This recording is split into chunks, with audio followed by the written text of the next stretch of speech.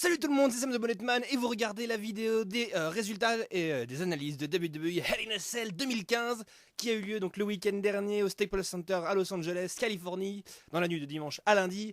Et comme vous l'avez certainement constaté, cette vidéo arrive avec beaucoup de retard parce que c'était un petit peu le bordel niveau de mon planning pour cette semaine. Déjà d'une, le show, j'ai pas pu le regarder en direct parce que mon internet a bugué. J'ai pu le regarder que mardi dans l'après-midi. J'ai enchaîné avec Raw et puis après j'ai eu des journées impossibles. Donc ça a joué beaucoup et donc c'est pour ça que je trouve un peu le temps de ne faire cette vidéo que l'après-midi du vendredi. Alors, je vais faire Hell in a Cell Hero comme j'en ai pris l'habitude parce que je pense que maintenant je vais faire que de cette manière-là. C'est plus rapide, ça me fait moins de travail et ça me, enfin voilà, oui, c'est plus rapide, ça me fait moins de travail. Et en plus là j'ai SmackDown, mais je vais pas beaucoup revenir dessus. Donc voilà. Donc je vais pas trop traîner sur l'introduction, je vais commencer donc par le kick-off. Donc, comme je vous l'ai dit, bien sûr, je l'ai pas regardé en direct et du coup ça m'a permis de me remettre plusieurs passages. J'ai pris moins de photos moins de screenshots que d'habitude, surtout vers la fin. Je vous expliquerai un peu plus tard pourquoi. Donc en kick-off, on avait les 4 mousquetaires d'habitude, hein, Byron Saxton, Renee Young, Booker T et Corey Graves qui faisaient leur pari, qui faisaient la promo des matchs. Et puis Jojo a interviewé John Cena. John Cena a annoncé donc en direct que c'est lui qui ouvrirait le show Hell in a Cell. Enfin, pas le pré-show, mais vraiment, c'est lui qui démarrerait le show avec son match, son Open Challenge. Alors du coup, je me suis dit, bon, bah ça va être un adversaire à la con. Ils vont nous foutre un énorme retour en tout début de show. Ou alors, enfin, ça ressemble pas à la WWE. S'ils le faisaient vraiment, ça aurait été vraiment une super manière de commencer le show. Mais ça aurait été difficile de garder cette teneur tout le long du show pendant 3 heures. Donc à voir quoi. Ah oui, j'ai appris aussi que Nikki Bella et Charlotte, qui devaient s'affronter ce soir-là, il y a une stipulation qui avait été ajoutée dont je n'avais pas eu connaissance, c'est qu'il n'y avait aucune diva qui était autorisée en dehors du ring. Alors du coup, au niveau du rôle de Paige, ça a été un petit peu chamboulé, on va dire. Mais du coup, je vais revenir un peu plus tard sur ce match-là. Alors, tout de suite après, on a eu Dolph Ziggler, Cesaro, Neville contre Rusev, Sheamus et King Barrett. Donc, on avait déjà eu le match à Raw donc, il y a une semaine et demie. On l'a re-eu dimanche et donc j'avais parié sur une victoire de Dolph Ziggler, Cesaro et de Neville parce que c'est un kick-off et il faut que ça chauffe le public. C'est le principe d'un kick-off. On avait la section Stardust parce que Stardust a acheté son dévolu sur Cesaro. Il était d'ailleurs fringué et entouré des gars d'Ascension. Il était fringué comme eux. Je vais revenir rapidement sur ce que j'ai retenu de ce match-là. Alors j'aime pas le catcheur, par contre je trouve que son entrée est vraiment géniale. Je pars de Sheamus, je sais pas ce que vous en pensez vous, mais j'ai jamais vraiment focalisé mon attention dessus, mais je trouve que son thème d'entrée colle beaucoup mieux avec le personnage et le jeu de lumière, le jeu vidéo qui est fait avec, je trouve que ça claque vraiment bien. Le match, alors en tant que tel, il était bon. On a démarré par Sheamus contre Neville. Ça a continué pendant assez longtemps entre Dolph Ziggler et Rusev, ce qui était à peu près logique au final, maintenant qu'on y pense, parce que c'est un petit peu de là que partait le match. Hein, c'est la rivalité de ces deux bonhommes-là. Enfin, c'était le principal. Et ça finit en beauté avec Cesaro contre King Barrett. Le match n'était pas énorme non plus, mais la fin était cool, ça a survolté les fans, et surtout en partie grâce à Cesaro qui a une popularité qui grandit encore de jour en jour. Donc en soi, le match du kick-off a parfaitement rempli son rôle. Donc c'est l'équipe Dolph Ziggler, Cesaro et Neville qui a gagné. Donc c'est Cesaro qui a fait le tombé final. Mais la fin était vraiment cool et les gens sont vraiment rentrés dedans. Moi aussi. Et pour une fois, un kick-off qui je trouve qui valait vraiment le coup. J'ai mis 3,5 sur 5. Et puis voilà, c'était pas mal. C'était pas un énorme match, mais c'était pas ce qu'on lui demandait. Et donc un kick-off agréable, mais bien sûr c'est pas un truc qui est amené à se refaire de toute façon. Dolph Ziggler, il est parti sur autre chose, et Cesaro va certainement partir sur autre chose aussi. Et je pense que King Barrett et Sheamus vont avoir aussi d'autres projets. Donc j'ai mis 3,5 sur 5. Après ça, on a eu une interview Twitter donc, qui, comme d'habitude, n'a pas grand intérêt. C'était les Dudley Boys qui étaient interviewés ce coup-là. Et le show a démarré. Donc, John Cena contre un adversaire mystère pour le titre des États-Unis, son Open Challenge. Alors, un truc il y a quelques gens qui l'ont remarqué, qui m'ont beaucoup. C'est un truc qui m'a beaucoup fait rire. Il y avait un mec dans le public avec un signe marqué Push John Cena. Quand on dit push quelqu'un, c'est le mettre en avant, essayer de lui mettre sur des plans un peu plus, qui sont un peu plus à l'écran. Par exemple, qui c'est qui en push en ce moment Qui c'est qui en push en ce moment Roman Reigns depuis qu'il est arrivé. Ils sont, les New Day sont en push, on peut le dire aussi. Donc voilà, c'est des rigolos parce que John Cena, l'ironie c'est que John Cena il est un petit peu en push depuis 15 ans. Donc voilà, c'était un petit peu sympa. Donc John Cena arrive, fait un bout de speech. Donc on attend son adversaire et là il y a la musique de Jack Swagger qui arrive. Je fais putain non, nous faire attendre comme ça juste pour avoir Jack Swagger, merde quoi. Et donc c'est pas Jack Swagger, c'est Zeb Colter qui arrive en fauteuil roulant à moteur. Et Indy commence à faire un discours et il dit donc je te présente ton adversaire de ce soir et le futur nouveau champion des États-Unis, Alberto Del Rio. J'étais complètement fou parce que c'est bien un retour à laquelle je ne m'attendais pas, sachant que Del Rio et la WWE se sont quittés en très mauvais termes. Il y a une histoire à la con parce que Del Rio il avait fait une vanne raciste en backstage et ça avait mal tourné au final. Rupture de contrat, il s'est barré et il se gênait pas pour clasher la WWE. Alors apparemment ils lui ont filé un putain de contrat pour qu'il revienne. Mais du coup Del Rio de retour à la WWE. Alors moi j'étais vraiment content. Ça n'a pas eu l'effet que j'attendais sur la foule, mais je trouve que c'est quelque chose qui manquait. Parce que le rythme des catcheurs et des gros noms est en train de diminuer au fur et à mesure. Les gens commencent à en avoir de moins en moins à foutre de Randy Orton et de John Cena, par exemple. Dean Ambrose et Roman Reigns, ils ont malgré tout pas encore les épaules pour supporter tout ça. Seth Rollins non plus. Donc là, je trouvais que c'est bien qu'Alberto Del Rio vienne filer un coup de main à tout ce roster de la WWE. Alors, le match, quand on y pense, commençait quand même à l'Inocel avec John Cena contre Alberto Del Rio. Ça a quand même été le main event de plusieurs matchs pour le titre WWE, si on compte les pay-per-view il y a quelques années. Donc le match était assez long à démarrer et au final, il n'a pas vraiment décollé. C'est Del Rio qui remporte le titre après un backstabber et puis un kick en pleine tête de John Cena. Il fait le tomber 1, 2, 3. Alors, c'est vraiment dommage parce que le retour de Del Rio, il a vraiment pas eu l'effet escompté, je pense, auprès des fans. Le match était pas long. Le match, il a duré 7 minutes 40. Alors que dites-vous que le kick-off, il a duré 11 minutes et des broutilles. Presque 12 minutes. Donc je trouve ça un petit peu dommage. Et surtout qu'en général, John Cena, pour le titre US, il a déjà eu des batailles quand même un peu plus conséquentes. Je sais pas, récemment face à Kevin Owens, il y a eu des pop-up powerbombs, des attitude adjustment, des trucs qui l'ont fourni dans une position un peu plus particulière que ça. Donc là, je trouve que le match, il aurait dû être un peu plus élaboré et je suis vraiment resté sur ma faim. Alors en soi, la victoire de Del Rio, c'est pas une surprise parce que s'il avait fait revenir et pour qu'il perde, ça aurait vraiment encore plus niqué tout le reste. Donc voilà. Mais c'était la victoire était vraiment trop brutale et très inattendue de cette manière-là, on va dire. Alors en soi, ça se tient sous la forme où j'avais dit que John Cena paraîtrait-il qui voulait prendre des vacances, donc ça s'est confirmé à Raw le lendemain parce qu'il n'était pas là. Mais je trouve que c'était un petit peu mal branlé tout ça. Le match était pas assez long.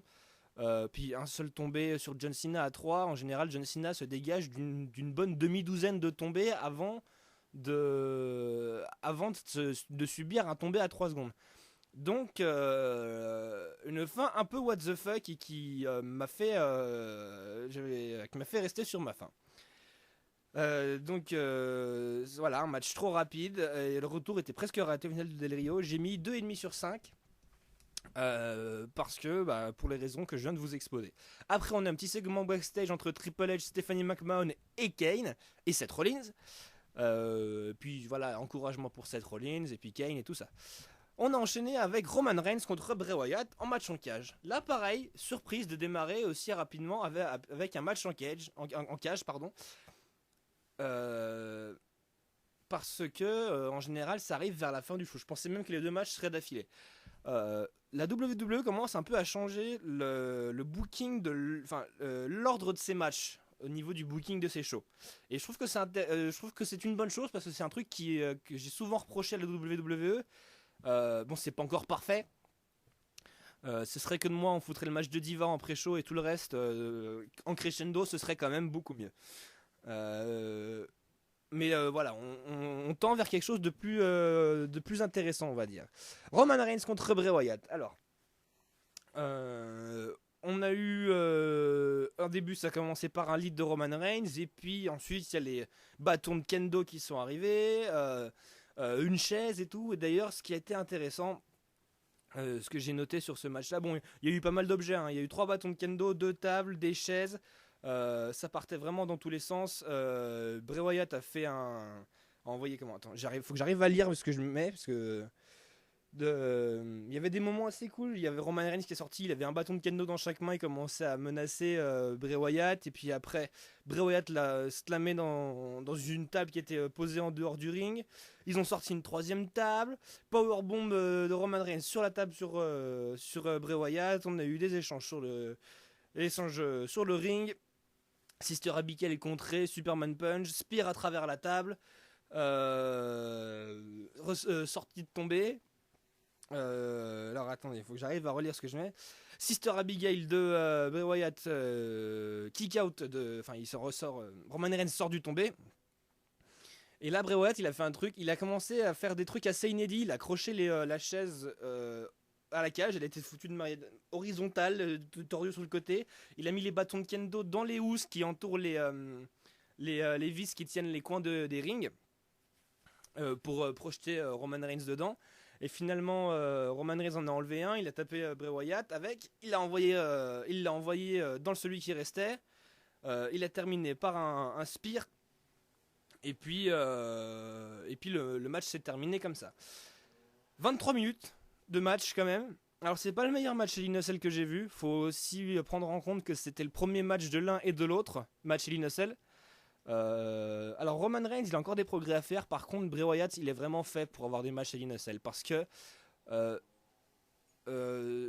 il a été créatif, il a eu des bonnes idées et je pense qu'il a un sacré avenir dans les matchs Hell in a Cell pour les années qui viennent. Faudra vraiment surveiller les matchs Hell in a Cell de Bray Wyatt parce que je suis sûr qu'il peut nous sortir des trucs vraiment énormes. Alors, Roman Reigns, il n'a pas été mauvais, mais j'attendais un petit peu plus de lui. On a eu un nombre de prises assez limité. Après, en même temps, il ne fallait pas s'attendre à du catch très professionnel. Parce que si c'est en cage, il faut avoir il y a des objets qui vont arriver. Donc, c'est vrai que c'est un peu lent. Mais on a eu quelques coups sympathiques, mais il n'y a rien eu de bien tonitruant au niveau du set move de Roman Reigns pendant le match. Mais ils ont quand même bien géré leur premier match à Hell in a Cell tous les deux. Et vu que j'arrive pas à me décider entre 3,5 et 4 sur 5, exceptionnellement, je vais mettre 3,75 sur 5 pour ce match-là. Parce que 3 sur 5, je trouve que c'est pas assez, et 4, c'est un peu trop. Donc voilà, tout simplement, ça s'arrête là. Donc victoire, bien sûr, de Roman Reigns. Qui part sur des projets différents, et de même pour Bray Wyatt, je vais y revenir un peu plus tard. On a eu le match pour le titre par équipe, The New Day contre les Dudley Boys. Alors j'attendais une victoire enfin des Dudley Boys parce qu'il est temps qu'ils aient un peu les titres. Ça fait quand même pas plusieurs mois, ça fait quand même 2-3 mois qu'ils sont revenus, qu'ils courent après ces titres là, et qu'à chaque fois le New Day se démerde pour s'en sortir en trichant ou en se disqualifiant. Les New Day, ils ont eu leur speech à la con, en expliquant qu'ils allaient se battre au nom de Xavier Woods qui était blessé et qui pouvait pas être là. Et puis donc les Dudley Boys sont arrivés juste après. Ils nous ont sorti une botch, mais j'ai jamais vu ça. Prochain Botchamania, vous verrez ça. Kofi qui essaye de faire disqualifier Bubba Ray Dudley en lançant le trombone de Xavier Woods sur Bubba. Il se fout par terre à la Eddie Guerrero. et l'arbitre ne disqualifie pas. Et puis après on part pour un 3D. Biggie qui prend le trombone et met un coup dans le dos de Bob Barrett Dudley. Du coup ça enchaîne un petit bordel de méli-mélo. Et ça finit par un Trouble in Paradise de Kofi Kingston sur Bob Barrett Dudley. 1, 2, 3 et victoire de The New Day. Donc ils ont gagné encore une fois en trichant. Est-ce qu'on peut penser à un match sans disqualification à Survivor Series ou quelque chose comme ça? Parce que les Dudley sont toujours pas champions. Et je me demande dans ce cas-là, pourquoi on les a fait revenir si ce n'est pour mettre en avant The New Day. Mais je trouve ça dommage de faire revenir une équipe presque légendaire pour ne pas lui filer les titres, même si c'est juste un mois, quoi. Bon après, ça peut peut-être aussi dire que les mecs sont là pour rester un petit peu plus longtemps. Pourquoi pas, hein, mais ils sont quand même plutôt jeunes, hein, Devon et Barrett Dudley. Donc voilà, le match a duré 8 minutes, pardon, 8 minutes. Et j'ai mis 3 sur 5 parce que je m'attendais à un petit peu mieux, tout simplement. Et puis je suis déçu de ne pas voir les Dudley Boyz champions, parce que je trouve que ça tient dans la logique de leur donner le titre, même pour une courte durée. Donc voilà, je vais pas en dire plus. Je vais revenir après un peu plus tard sur la division par équipe. Après, on a eu Nikki Bella contre Charlotte pour le titre des Divas. Alors oui, donc du coup, j'étais assez dubitatif par rapport au fait que Paige ne pouvait pas être présente sur le ring. Je me suis dit qu'elle allait peut-être venir sur le ring après le match. D'ailleurs, c'est ce qui s'est passé. Donc, j'ai trouvé ça parfait parce que c'est pas trop tard dans le show. C'est en plein milieu. Donc, ça va pas faire perdre un petit peu tout le monde. Donc c'était pas mal. Et en ce qui concerne le match, une fois n'est pas coutume, faut bien l'avouer quand c'est le cas, c'était un des meilleurs matchs de Diva qu'il m'a été donné de voir. Vraiment sans rigoler. Alors j'ai pas beaucoup regardé NXT, je sais qu'NXT il y a eu des matchs de Diva qui étaient vraiment super, avec Bayley, avec Sasha Banks, avec Charlotte, même avec Natalia. Mais là pour le coup, vraiment cool, propre, divertissant, un peu plus de ce qu'on a l'habitude de voir par rapport à Raw et à SmackDown. Il y a juste eu une attaque un petit peu what the fuck de Charlotte, un peu chelou. Mais voilà, les divas sont sorties du ring. Il y a une espèce de... Oui, il y a le Alabama Slam de Nikki Bella sur Charlotte, sur le tablier, sur la bord du ring. C'est quelque chose qu'on n'a pas l'habitude de voir chez les divas. On a même eu, ça m'a surpris, on a eu des chants This is awesome. Essayez de vous rappeler la dernière fois qu'on a eu un match de diva avec un public qui chantait This is awesome. C'était quand même assez impressionnant. Donc voilà, et le match, donc ça s'est terminé avec une victoire de Charlotte qui a très bien joué encore son rôle. À chaque fois qu'elle est blessée, ou qu'elle prétend être blessée, ça a vraiment une incidence sur le reste du match. Là, elle a eu du mal à porter son figure 8. Elle a fini par le faire et Nikki Bella a abandonné. Donc Charlotte est toujours championne. Elle a été rejointe par Becky Lynch et par Paige. Paige qui d'ailleurs voulait absolument être devant Becky pour célébrer avec Charlotte. Et le match, je lui ai mis 4 sur 5. Alors, c'est vrai que ça peut paraître un peu impressionnant de mettre une note meilleure au match Diva qu'au match Hell in a Cell de Bray Wyatt et de Roman Reigns. Mais j'ai mis 4 sur 5 sur une échelle de match à Diva. On peut pas attendre les divas, de toute façon, elles n'ont pas la force physique qu'ont les hommes pour faire certaines prises et pour rendre le truc encore plus spectaculaire. C'est pas puis de toute façon, la division diva n'est plus faite comme ça aujourd'hui. Voilà, donc j'ai mis 4 sur 5. Vraiment un très bon match. Je vous invite à aller le revoir si vous voulez vraiment avoir un bon exemple de match de diva, parce que ça valait vraiment le coup. Après, on a eu un segment backstage entre Dean Ambrose et Roman Reigns où ils se félicitaient l'un d'entre eux. J'ai pas réussi à comprendre un broc de ce que disait Roman Reigns. Il parle en n'ouvrant pas la bouche. Faut qu'on m'explique, il faut mettre un traducteur. Mettez les sous-titres. Le WWE Network, faudrait qu'ils mettent les sous-titres quand Roman Reigns parle, parce que des fois on comprend rien de ce qu'il dit. Après, il y a quand même eu Seth Rollins face à Demon Kane pour les titres WWE pas lourd. Et là, j'ai marqué un temps et je me suis rendu compte quand même que c'était ni le dernier match, ni l'avant-dernier match. Hein, c'était troisième match en partant de la fin, le match pour le titre suprême de la WWE. Il restait encore le match pour le titre intercontinental. Et ils ont mis le match pour le titre majeur de la WWE en 6ème position, en 5ème dans le show. C'est super rare. C'est super rare. C'est depuis que le titre est arrivé, on l'avait toujours en dernier ou en avant-dernier. Donc ça m'a choqué, mais après tout pourquoi pas, hein, ça permet de voir un petit peu la suite, de t'accrocher pour la suite des événements. Je n'ai pas noté grand chose de ce match-là. C'est une grosse domination de Seth Rollins. Ce qui l'a rendu bien sûr plus brillant et plus attractif que Kane. Mais le match n'était pas tonitruant non plus. On a eu quelques splash, des chokeslam, des powerbombs, à travers une table. Il y a eu la table des commentateurs. Le match est terminé avec un pedigree de Seth Rollins, 1-2-3, victoire et rétention du titre de Seth Rollins. Donc du coup, Corporate Kane est viré. Alors bien sûr, la logique est que Demon Kane sera là définitivement. Il n'y aura plus de Corporate Kane, il y aura juste Demon Kane pour de bon. J'ai pas noté grand chose de plus sur ce match-là, j'ai mis 3,5 sur 5. C'est pas un match qui m'intéressait un peu plus. Pour tout vous dire, voilà, Seth Rollins, je pense que il est temps qu'il lâche un peu son titre, mais je me doutais... Quand on y pense face à Kane et connaissant la WWE, c'était pas face à lui qu'il l'aurait perdu. Même si ça aurait été rigolo d'avoir un Demon Kane en champion WWE. On sait que la WWE ne fait pas dans le comique. Donc voilà. 3,5 sur 5 et pas plus. Et puis je crois que je vais pas avoir grand chose de plus à raconter sur ce match-là. Si j'ai pas grand chose à raconter, c'est qu'il n'y a pas grand chose à redire, tout simplement.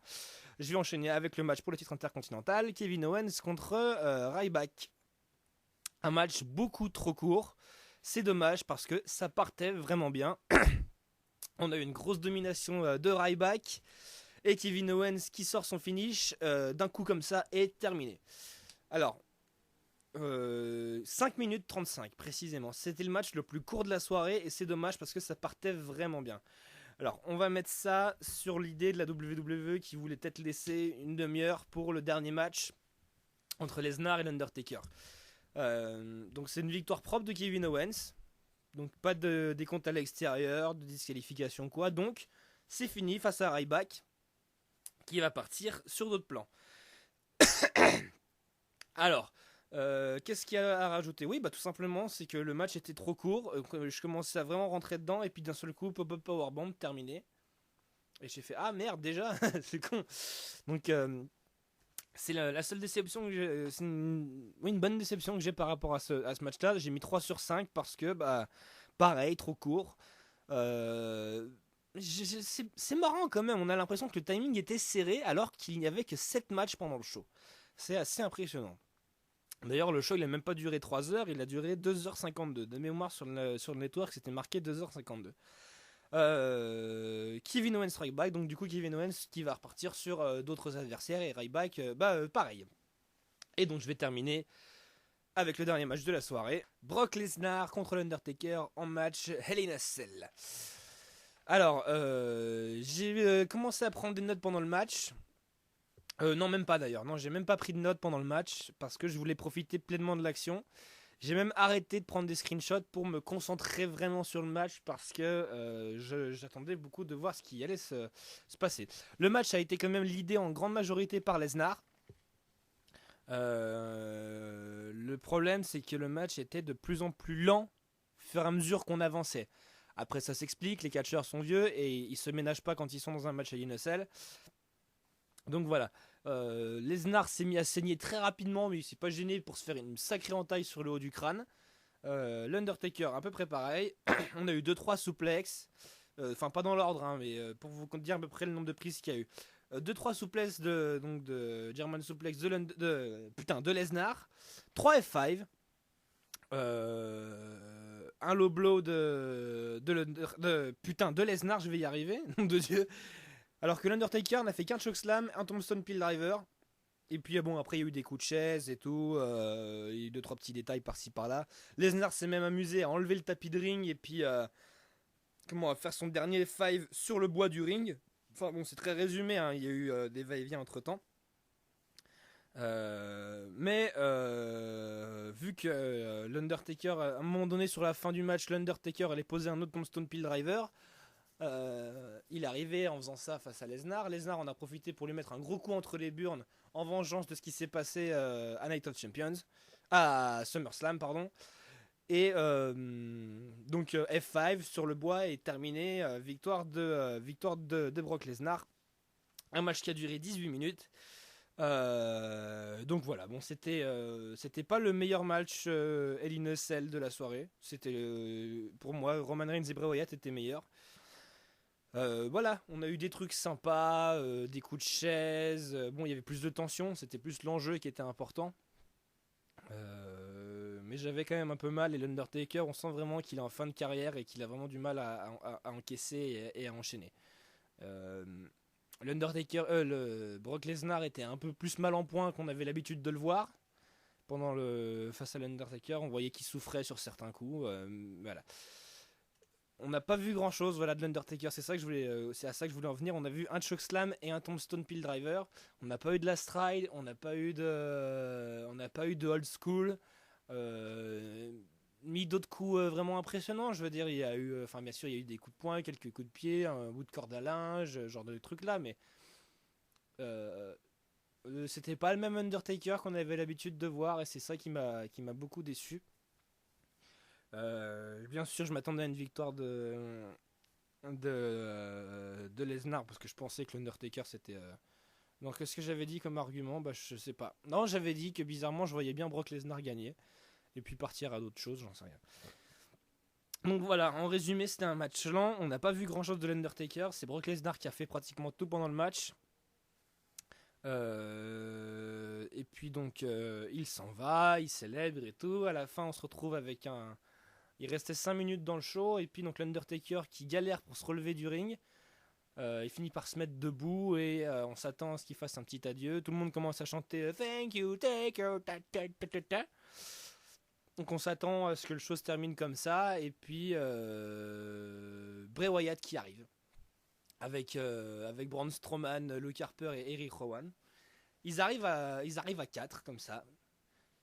Ils niquent la fin du show. Ils grimpent à 4 sur le ring. Et puis ils passent l'Undertaker à tabac. Et ils l'embarquent en le portant.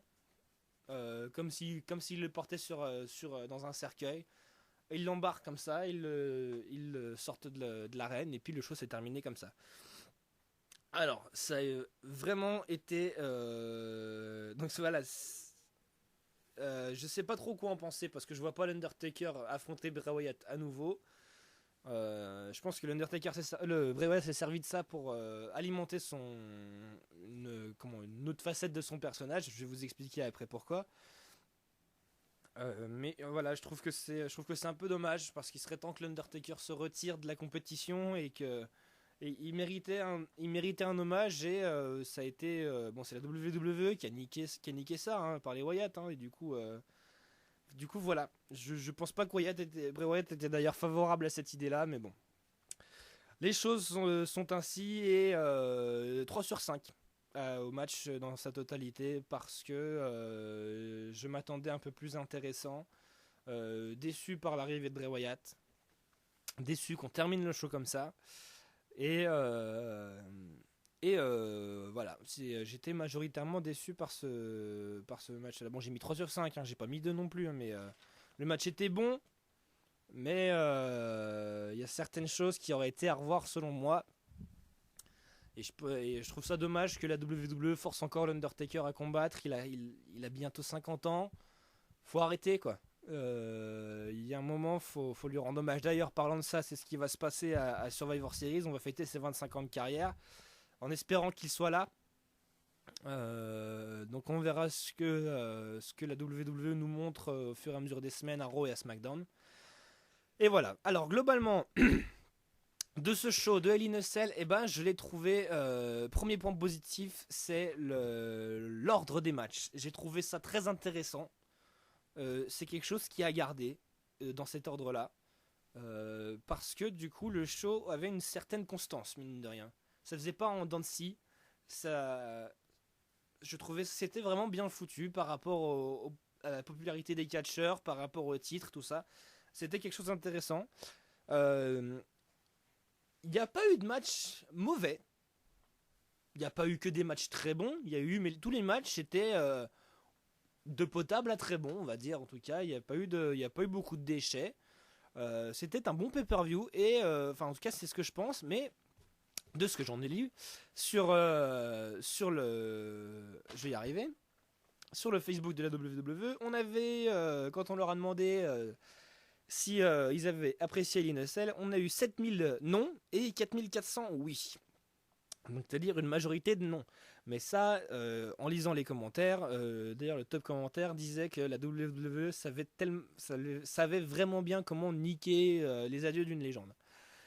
Et je pense que c'est ça qui a beaucoup démoralisé, qui a beaucoup énervé une partie des fans, et qui a fait que le show récolte plus de non que de oui, parce que dans sa globalité, je trouve que le show était bon. Bien géré, les matchs étaient pas mal. Je pense entre autres au match de Diva qui pour une fois m'a vraiment très agréablement surpris. C'était un des meilleurs matchs de la soirée. C'était peut-être presque le meilleur match de la soirée finalement au niveau qualité technique.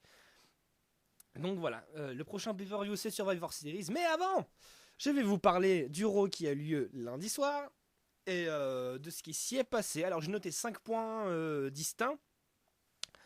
Le premier, donc on n'a pas de John Cena, il n'est pas venu pour réclamer son titre à Del Rio, qui lui est venu pour catcher. D'ailleurs, il a un nouveau gimmick Del Rio avec Zeb Colter. Ils veulent mixer l'Amérique, enfin les États-Unis et le Mexique. Donc ils veulent que ça s'appelle le Mex America. Pourquoi pas? Mais c'est pas ma tasse de thé. Donc voilà. Du coup, j'ai fait le deuxième point en parlant de ça. Donc pas de John Cena parce qu'il est en vacances. Je pense que c'est ça. Je pensais qu'il viendrait réclamer son titre, mais du coup même pas. PCB, Paige, Charlotte et Becky, elles se rabibochent dans la soirée. Et quelques heures après, elles se reséparent avec Paige qui finit encore par attaquer Becky et Charlotte pour confirmer son heel turn pour de bon. Et je pense qu'elle va être la première challengeuse pour le titre des Divas, ce qui est une très bonne chose.